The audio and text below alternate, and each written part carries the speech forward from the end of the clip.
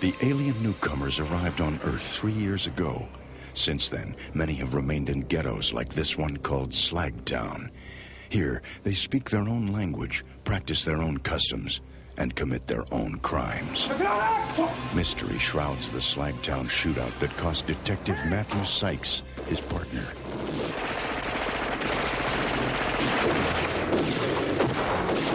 From the producer of Aliens and The Terminator comes Alien Nation, a fast-action detective thriller that makes the future happen now.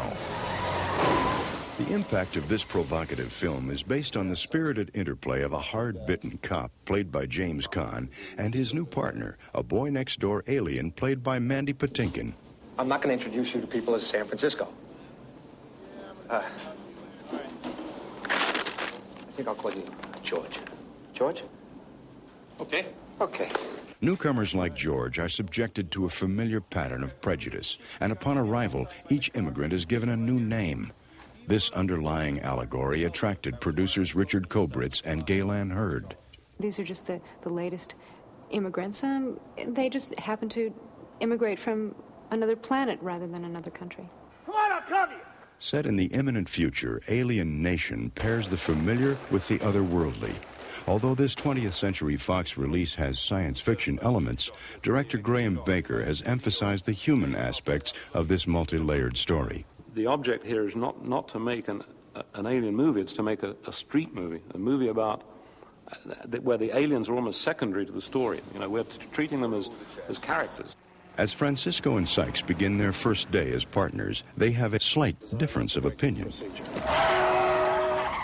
Ignoring the chief's orders, Sykes is determined to find his ex-partner's murderers. George's plans are to pursue their assigned case. You do agree that there's a good chance that these two shootings are related, don't you? Yes. It is not unreasonable, although it is not... Good. I'm so glad we got that settled, aren't you? I think we're really starting to click here, George. Sykes is kind of a wise guy, you know? Kind of like me. He's a guy who quite opposite, he doesn't believe in procedure and doesn't like anybody, let alone an alien. Which one of you slags is Porter? As the detectives follow an unmarked trail through the bars and alleys of Slagtown, the connection between the murders becomes apparent. Long-hidden secrets about the aliens' past have emerged to cripple their progress. Mandy Patinkin realizes that this discovery shakes the peaceful world of George Francisco. He's very happy to be on this planet, and he'll try to keep the world the way he's finally found it, which is nice in one little corner, and hopefully he can water that corner and make it spread. At least that's his little potato head dream. Your hand will require attention. So will your head. When I'm looking at man, look what I'm looking at. Look what I'm talking to him. Potato I'm talking to. He's looking at me. I mean, not that I'm attractive, but I'm looking at a potato head, and I gotta act serious. I have to wear this potato head, as James Caan calls it, all day long in this movie. And if it wasn't for him, I don't know how I'd get through it, because he basically makes me laugh from the minute I get here till the minute I leave. Mandy did it. Mandy did it. Mandy did it. The kidding around did more than relieve the strain of the 4-hour mask application and the next 10 or more hours the actors worked. It was reflected in the subtleties of the relationship director Graham Baker captured on screen. This is Richard, my son. 4 years old. We named him after the former President Richard Nixon. You open to a little piece of advice here, George. Me, I tell people I named him after the actor Richard Burton. Just take my word for it. The relationship developed very quickly. It started, I think it's true to say, on screen, almost in the camera.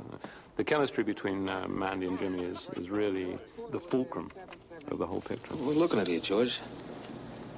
You got three newcomers with nothing in common.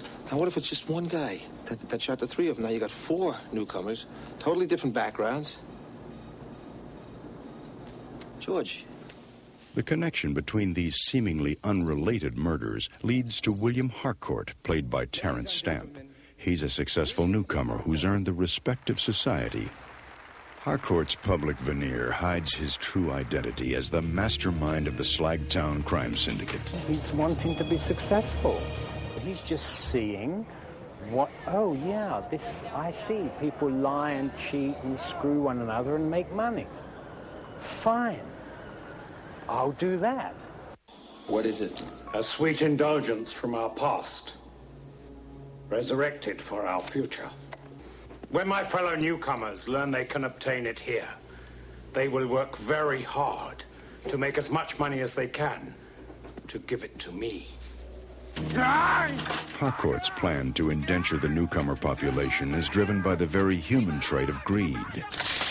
But his success transforms him into an inhuman power.